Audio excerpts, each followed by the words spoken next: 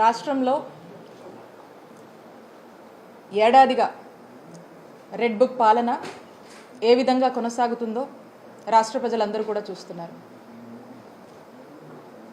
Red book రాజ్యాంగం ఏ విధంగా ప్రతి జిల్లాలో అమలవుతుందో,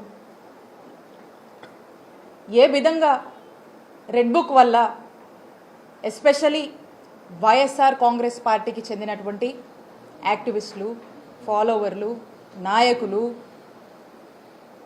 ఎక్స్ ఎమ్మెల్యేలు, ఎక్స్ మినిస్టర్సు, అక్కడి నుంచి సామాన్య కార్యకర్త వరకు కూడా ఏ విధంగా అక్రమ కేసులకు, అలాగే ఇల్లీగల్ అరెస్టులు, ఏ విధంగా జైళ్లలో పెట్టి ఇబ్బందులు పెడుతున్నారనేటువంటి విషయం రాష్ట్ర ప్రజలందరూ కూడా ఈ ఏడాదిగా చూస్తూనే ఉన్నారు. మరి అలాంటిదే రెడ్ బుక్ పాలనలో ఈరోజు పరాకాష్ట మన పల్నాడు జిల్లాలో మాచర్ల నియోజకవర్గంలో వెల్దుర్తి మండలం గుండ్లపాడు గ్రామానికి సంబంధించినటువంటి రెండు టీడీపీకి సంబంధించినటువంటి ఇరు వర్గాలు, అంటే రెండు వర్గాలు కూడా గుండ్లపాడు గ్రామంలో ఇద్దరు టీడీపీకి చెందినటువంటి వాళ్ళ యొక్క ఆధిపత్య పోరు వల్ల మరి ఎప్పటి నుంచో మరి వాళ్ళ మధ్య ఈ ఆధిపత్య పోరులో భాగంగా ఏం మనస్పర్ధలో ఏంటో మనము అది పక్కన పెడితే, అది చివరికి వాళ్ళ యొక్క ఆధిపత్య పోరు ఏ విధంగా కూడా ఒక డబుల్ మర్డర్కి దారితీసిందో జిల్లాలో ఉన్నటువంటి ప్రజలు, రాష్ట్రంలో ఉన్నటువంటి ప్రజలు చూస్తున్నారు. మరి ఈ మర్డర్కి సంబంధించి మనం చూసినట్టయితే ఏదైతే వెంకటరామయ్య అని ఉన్నారో వారు ఈ వాళ్ళ పార్టీకి సంబంధించినటువంటి వెంకటేశ్వర్లు గారిని, అలాగే కోటేశ్వరరావు గారిని పెళ్లికి వెళ్ళి వస్తుండగా మరి దారిలో ఏ విధంగా చంపారు అనేటువంటి విషయం ఇక్కడ ఉన్నటువంటి ప్రజలందరికీ కూడా తెలుసు. ఆ ఇన్సిడెంట్ అయినటువంటి ఎంబటే మన జిల్లాకు సంబంధించినటువంటి ఎస్పీ గారు అక్కడికి వెళ్ళి, ఎక్కడైతే మర్డర్ జరిగిందో ఆ ప్లేస్కి వెళ్ళి అక్కడ ప్రిలిమినరీ ఎంక్వైరీ చేసి స్వయాన మన జిల్లా ఎస్పీ గారు ఏమని స్టేట్మెంట్ ఇచ్చారో ఇక్కడ ఉన్నటువంటి ప్రజలందరికీ కూడా తెలుసు. మళ్ళా కూడా నేను ఎస్పీ గారు చెప్పినటువంటి ఈ మాటని, వారి స్టేట్మెంట్ని నేను చదివి వినిపిస్తాను.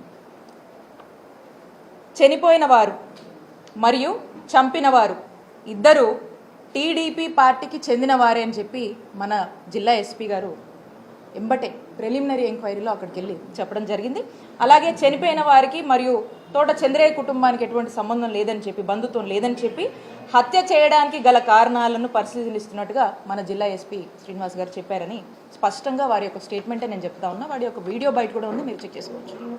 సో స్పష్టంగా చనిపోయిన వారు మరియు చంపిన వారిద్దరు కూడా టీడీపీ పార్టీకి చెందిన వారే. అంటే ఇక్కడ నాకు తెలిసి వెంకటేశ్వర్లు గారు ఎవరైతే చనిపోయి ఉన్నారో, నాకు తెలిసి 3 దశాబ్దాలుగా ఆ టీడీపీ పార్టీ జెండా మోసినటువంటి వ్యక్తి. అలాగే ఈ చంపినటువంటి వారు కూడా ఎప్పటి నుంచో కూడా అదే పార్టీలో మరి యాక్టివ్గా ఉండి వాళ్ళంతా కూడా మొన్న ఎలక్షన్ యాక్టివ్గా చేసినటువంటి పరిస్థితి.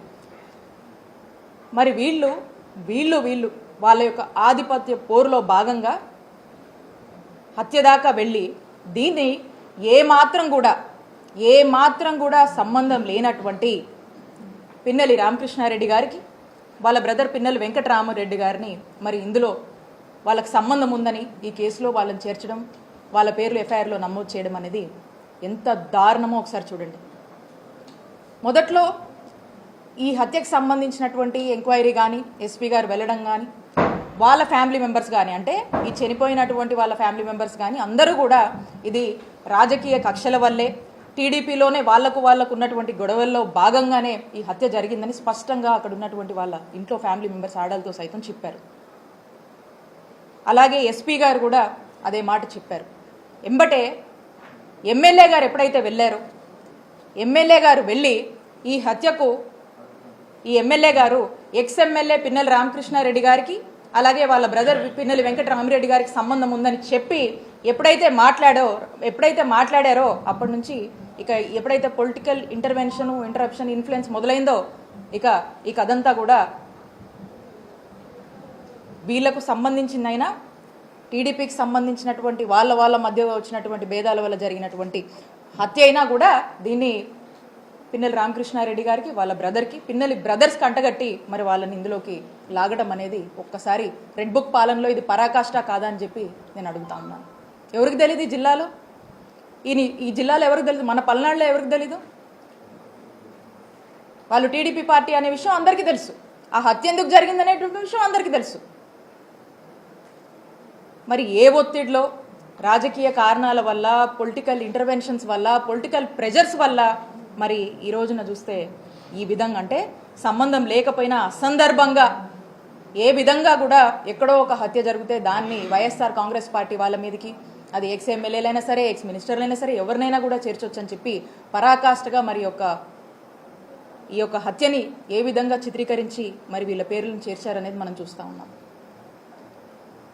మేము డిమాండ్ చేస్తూ ఉన్నాము వైఎస్ఆర్ కాంగ్రెస్ పార్టీ తరఫున, ఏదైతే పిన్నెల్లి బ్రదర్స్ని ఈ కేసులో మీరు చేర్చారో, వీళ్ళని కూడా ఎఫ్ఐఆర్లో A6గా A7గా పెట్టారో, తక్షణమే మీరు ఇమీడియట్గా వీళ్ళని అందులోంచి రిమూవ్ చేయాలని వైఎస్ఆర్ కాంగ్రెస్ పార్టీ డిమాండ్ చేస్తూ ఉంది. ఎక్కడ చూసినా ఒక్కసారి నేను అడుగుతా ఉన్నా, పాపం పోలీసులు అంటే మా గౌరవం ఉంది. మొదటి నుంచి కూడా ఎప్పుడు కూడా పోలీసులు అన్నా, ఇన్స్టిట్యూషన్స్ అన్నా మాకు చాలా హై రెస్పెక్ట్ ఉంది. ఒక్కసారి నేను క్వశ్చన్ చేస్తూ ఉన్నా ఈ పోలీస్ అధికారులు, ఒక్కసారి మీరు ఆత్మవిమర్శ చేసుకోండి. పిన్నెల్లి బ్రదర్స్కి ఈ హత్యకు ఏమైనా సంబంధం ఉందా? ఒక్కసారి మీరు ఆత్మవిమర్శ చేసుకోండి. పోలీసులు వాళ్ళ ఒంటి మీద వేసుకున్నటువంటి యూనిఫామ్ మీద బ్యాడ్జ్ ఉంటుంది, APPS అని. ఆంధ్రప్రదేశ్ పోలీస్ సర్వీస్ అని ఒక బ్యాడ్జ్ ఉంటుంది. ఈ రోజున ఈ ఆంధ్రప్రదేశ్ పోలీస్ సర్వీస్ అని ఏదైతే బ్యాడ్జ్ ఉందో, ఆంధ్రప్రదేశ్ పొలిటికల్ సర్వీస్ అయిందని చెప్పి గుర్తు చేస్తూ ఉన్నాను. ఒక్కసారి ఆత్మవిమర్శ చేసుకోండి. ఇదే కాదు, ఇదే జిల్లాలో మనం తీసుకుందాం, ఇక్కడ ఎంతమంది సోషల్ మీడియా పిల్లల్ని జైళ్ల పాలు చేశారు, ఎంతమంది వైఎస్ఆర్ కాంగ్రెస్ పార్టీ ఫాలోవర్స్ని ఈరోజు అక్రమంగా కేసులు పెట్టి వేధించి ఇబ్బందులకు గురి చేసి జైళ్ళకి ఇచ్చారు, అరెస్టు చేశారు. ప్రతి నియోజకవర్గంలో కోకొల్లలు ఇలాంటి ఉదాహరణ. ఏమైతుంది పోలీస్ వ్యవస్థ? ఎటుపోతుంది? ఏం మెసేజ్ ఇస్తున్నాం మనం? దీనికా మనకు అధికారం ఉంది? ఈరోజు చూసుకుంటే మనం చూసాము రీసెంట్గా మొన్న గుర్జాల నియోజకవర్గంలో హరికృష్ణ అనేటువంటి ఆ బీసీ అబ్బాయి ఎంత ఘోరంగా హెరాస్మెంట్, 3rd డిగ్రీ ఏ విధంగా వాడి అతను కనీసం నడవలేనటువంటి పరిస్థితిలో చూస్తూ ఉన్నాం. ఏం పాపం చేశారు? అలా ఏ నియోజకవర్గంలో మనం చూసినా కూడా ఇబ్బందులే.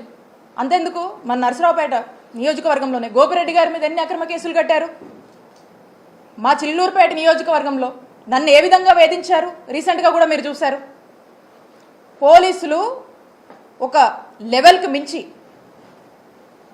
వాళ్ళ మరి ఎవరి మెప్పుల కోసమో ఏంటో కానీ ఒక స్థాయికి మించి వాళ్ళ ఉద్యోగంలో ఏదైతే వాళ్ళ ఒక డిసిప్లిన్స్తో, ఒక రెస్పాన్సిబిలిటీస్తో ఏదైతే కొన్ని ఓట్స్ వస్తున్నాయో అన్నీ కూడా పక్కన పెట్టి ఈ పొలిటికల్ మెప్పుల కోసము ఏ విధంగా పనిచేస్తున్నారు అనేది మనం చూస్తూ ఉన్నాం. కాబట్టి నేను చెప్తా ఉన్నా, ఎక్కడ చూడండి రాష్ట్రంలో ప్రతి జిల్లాలో ప్రతి నియోజకవర్గంలో కూడా ఈ యొక్క అత్యుత్సాహం ప్రదర్శిస్తున్నటువంటి పోలీస్ ఆఫీసర్లకు, అధికారులకు అండ్ ఎస్పెషల్లీ అన్యాయంగా అక్రమంగా ఇలాంటి ఇల్లీగల్ కేసులు పెట్టి ఇబ్బంది పెట్టాలని చూస్తున్నటువంటి ప్రతి ఒక్కరు కూడా నేను చెప్తా ఉన్నాను, మా నాయకుడు జగన్మోహన్ రెడ్డి గారు మా జగనన్న ప్రభుత్వంలో ఏదైతే అంబేద్కర్ గారు రాజ్యాంగం ఇచ్చినటువంటి స్ఫూర్తితో చక్కగా ఇలాంటి ఏ రాజకీయ కక్షలు లేకుండా, ఇలాంటి ఒక కక్ష పాలన అనేది పక్కన పెట్టి పార్టీలు కూడా చూడకుండా చక్కటి ప్రజాసేవ, ప్రజలందరూ అన్ని వర్గాల వాళ్ళు మెచ్చేటువంటి ఒక ప్రజాపాలన, ప్రజాసేవని, ఒక గుడ్ గవర్నెన్స్ని ఇచ్చినటువంటి నాయకత్వం జగన్మోహన్ రెడ్డి గారు వహించారు ఈ రాష్ట్రంలో. అదే అంబేద్కర్ గారు ఇచ్చినటువంటి రాజ్యాంగ స్ఫూర్తితో ఈ అత్యుత్సాహం చూపిస్తున్నటువంటి పోలీస్ ఆఫీసర్లు, అధికారులు ప్రతి ఒక్కరు కూడా మీ ఇష్టానికి అత్యుత్సాహం చూపించి మా వైఎస్ఆర్ కాంగ్రెస్ పార్టీకి సంబంధించినటువంటి వాళ్ళ మీద ఇదే విధంగా మీరు దూకుడు ప్రదర్శిస్తే అదే అంబేద్కర్ గారి రాజ్యాంగ స్ఫూర్తితో మిమ్మల్ని ఖచ్చితంగా అకౌంటబుల్ చేస్తాము, ఖచ్చితంగా చట్టం ముందు మిమ్మల్ని దోషులుగా నిలబెడతామని తెలియజేసుకుంటున్నాను. ఎల్లకాలం ఇదే ప్రభుత్వం శాశ్వతం కాదు, శాశ్వతం కాదు. ఇదే టీడీపీ పాలన ఉంటుందనేటువంటి మబ్బుల నుంచి బయటకు వచ్చి మానవత్వంతో మీ యొక్క ఉద్యోగం ఏంటి, మీ యొక్క బాధ్యత ఏంటి, మీ యొక్క ఉద్యోగ ధర్మం పాటించమని మీ అందరినీ కూడా ఒకసారి హెచ్చరిస్తూ ఉన్నాము. కాబట్టి స్పష్టంగా చెప్తా ఉన్నాము, ఏదైతే పిన్నెల్లి బ్రదర్స్ని వాంటెడ్గా ఫస్ట్లో ఉన్నటువంటి జెన్యూనిటీ, ఫస్ట్లో ఉన్నటువంటి ట్రాన్స్పరెన్సీ అనేది political intervention, political influences involve అయిన తర్వాత ఏదైతే ఒక ట్రాక్ తప్పించి మీరు వీళ్ళని కూడా ఇందులో ఇన్వాల్వ్ చేశారో దాన్ని ఇమీడియట్గా కూడా వాళ్ళని ఇందులో ఉంచి ఇమీడియట్గా కూడా వీళ్ళని రిమూవ్ చేయాలని వైఎస్ఆర్ కాంగ్రెస్ పార్టీ బలంగా డిమాండ్ చేస్తుంది. దీనికోసం మేము ఎంత పెద్ద ఎత్తునైనా పోరాటం చేస్తాము. దీనికోసం ఎక్కడి వరకైనా కూడా వెళ్ళి మేము లీగల్గా పోరాటం చేస్తామని స్పష్టం చేస్తూ ఉన్నాను. అలాగే మనం చూస్తూ ఉన్నాము, కాకాని గోవర్ధన్ రెడ్డి గారు ఇల్లీగల్ కేసు పెట్టి ఆయన ఎప్పటి నుంచో కూడా ఆయన ఉన్నారు, పాలిటిక్స్లో ఉన్నారు, ఆయన ఒక ఎక్స్ మినిస్టర్గా పనిచేశారు. ఇలాంటి ఇల్లీగల్ కేసులు పెట్టి ఆయన్ని ఏ విధంగా అరెస్ట్ చేశారు? అయితే ఖచ్చితంగా మీరు ఎవ్వరిని వదలట్లేదు. ఈ రెడ్ బుక్ రాజ్యం మేలుతుందనేటువంటి విషయం మీరు దీన్ని పరాకాష్ఠకు దానికి మించి ఇంకేదన్నా ఉంటే కూడా చెప్పొచ్చు, అలా మీరు చూపిస్తూ ఉన్నారు. కానీ ఇవన్నీ కూడా ప్రజలందరూ కూడా గమనిస్తూ ఉన్నారు. ఈ రోజున ఆంధ్రప్రదేశ్ రాష్ట్రం గురించి మనం మాట్లాడాల్సి వస్తే జగనన్న హయాంలో గుడ్ గవర్నెన్స్ అన్నాము. ఈ రోజున ఆంధ్రప్రదేశ్ రాష్ట్రం గురించి ఆలోచిస్తే ఎవరైనా కూడా ఇదొక హరాస్మెంట్ గవర్నెన్స్ అని చెప్పి పిలుస్తున్నటువంటి పరిస్థితి. ఈ పరిస్థితులు చూసి ఎక్కడి నుంచి వస్తారు? ఎక్కడి నుంచి ఇన్వెస్టర్స్ కానీ ఇండస్ట్రియలిస్ట్స్ కానీ ఏవేవో చెప్తున్నారు కదా, ఇవన్నీ ఎలా అవుతాయి? ఈ పాలన మారినప్పుడు, ప్రజల సంక్షేమం గురించి మీరు ఆలోచించినప్పుడు, ఒక చక్కటి ప్రజాపాలన పారదర్శకంగా ఇవన్నీ డిస్పారిటీసు, ఈ బయాస్డ్ మేనర్స్ ఇవన్నీ మానుకున్నప్పుడే ఈ ఒక చక్కటి పాలన అనేది ఎవరైనా కూడా అందించగలుగుతారు. కాబట్టి మీకు ఆ ఉద్దేశం లేదు, మీకు ఆ ఆలోచన లేదు, కేవలం ఒక బయాస్డ్గా పాలన నడుస్తూ ఉంది. ఖచ్చితంగా ప్రజలు అన్నీ గమనిస్తున్నారు, ఖచ్చితంగా ప్రజలు బుద్ధి చెప్తారు. అలానే ఏదైతే ఇదే కాదు కోకొల్లలుగా ఉన్నాయి, నంబర్ ఆఫ్ ఎగ్జాంపుల్స్ ఉన్నాయి. ఈ ఎగ్జాంపుల్స్ అన్నీ కూడా ఇవన్నీ ప్రజలు ఏమీ మర్చిపోవట్లే, ప్రజలు అన్నీ గుర్తుపెట్టుకుంటున్నారు, కానీ సమయం కోసం వెయిట్ చేస్తూ ఉన్నారు. కాబట్టి మేము వైఎస్ఆర్ కాంగ్రెస్ పార్టీ ఏదైనా ఇలాంటి ఇష్యూస్ వచ్చినా దేనికైనా కూడా మా నిజాయితీయే మా నమ్మకం, మా నాయకుడి సిద్ధాంతమే, మా పార్టీయే, మాకున్నటువంటి మా కార్యకర్తల కమిట్మెంటే ఈరోజు మా అందరికి కూడా మమ్మల్ని ఇంకా కూడా నిలబెడుతుంది. మేము ఇంకా ధైర్యంగా అడుగేస్తాము. మీరు ఇలాంటివి ఎన్ని పెట్టుకున్నా, ఎన్నిట్లో మమ్మల్ని ఏం చేయాలని చూసినా ప్రధానికి వన్ డే మీ అంతా కూడా you are all answerable, you are all accountable. ఖచ్చితంగా కూడా ఒక సమయం వచ్చినప్పుడు దీనికి మీరు సమాధానం చెప్పుకునేటువంటి రోజులు వస్తాయి. ఖచ్చితంగా తెస్తాము. ఎక్కడా కూడా మా పోరాటం ఆపమని చెప్పి స్పష్టంగా మీ అందరికీ కూడా తెలియజేస్తూ ఉన్నాం.